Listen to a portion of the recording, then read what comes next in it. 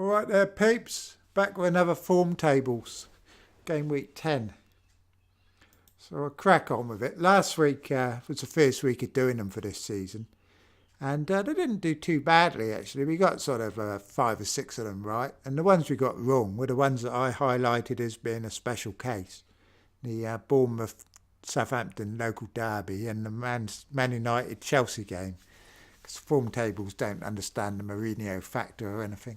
But apart from the Watford and the Wolves game, which was the only one that really went wrong, I mean, everyone got that wrong, so we don't worry about that too much. But this is the predictions for this week, and all the home teams are based on their previous home form, and the away teams based on their previous away form. We haven't quite got enough data in the books to make them super reliable, but we're getting there. The season's moving on. So this is the scores that it's predicting for this week. Now, I was going to run through them all, but it takes like 10 minutes, and you can just sit here and look at them. Yeah, you can see for yourselves. So I think they're looking pretty realistic, I think, these scores. I don't see anything that's going to get anyone too worked up. They haven't come up with anything outrageous. Because you can Watford 3-1 over Huddersfield, fair enough. I suppose Leicester, West Ham, a lot of people would be expecting that to be a bit closer than 3-1, wouldn't they? But it depends, like last week, I think it depends what West Ham team turns up, really. Same with Leicester, probably, and, you know, they're a bit up and down, aren't they? But the ones that are interesting, I think, Liverpool-Cardiff. I mean, Liverpool hardly ever concede at home, and Cardiff hardly ever score, so you can be pretty confident of Liverpool keeping a clean sheet and also scoring a few goals. So, high-scoring game, Fulham-Bournemouth probably. You wouldn't be surprised there, would you?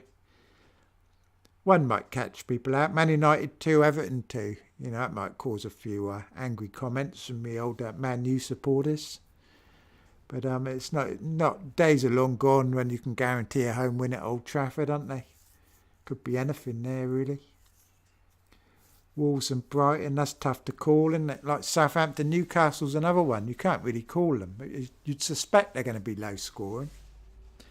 They're not packed full of goal scorers, are they, those sides, really? Hopefully Ings will get something. Tottenham, Man City, yeah, you'd probably expect City to edge it there, wouldn't you? They're going to have too much, probably, for Tottenham. Comfortable win for Chelsea at Burnley. And Arsenal as well. Palace hasn't scored at home yet this season. Probably going to be their first one now they're playing Arsenal. Isn't it going to ruin my Monreal clean sheet? But the way Arsenal are flying at the moment, I keep saying they haven't been playing as well as they've been, you know, the results suggest. But they did actually play really well last week, in the second half at least. So, but there's still a bit of a work in progress. We'd expect them to overcome Palace. So I think overall these tables are looking quite realistic. In terms of captaincy, you really can't look past Salah, I think, this week.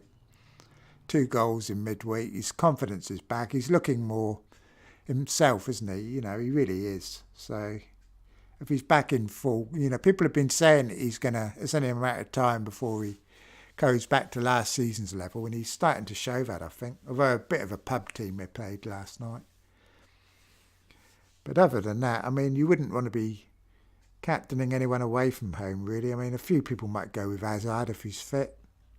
But away from home, I wouldn't fancy it. Not when you've got Salah to choose from.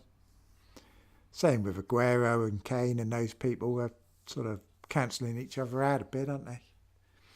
Anyway, peeps, I won't keep you. I just thought I'd come on and show you these, and we'll be back with some more next week. Okay, so we're just transitioning to our ending. Same old boring ending as usual.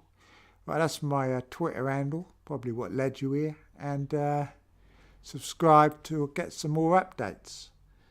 So hopefully most of those results will be about right. Okay, so cheers then, peeps.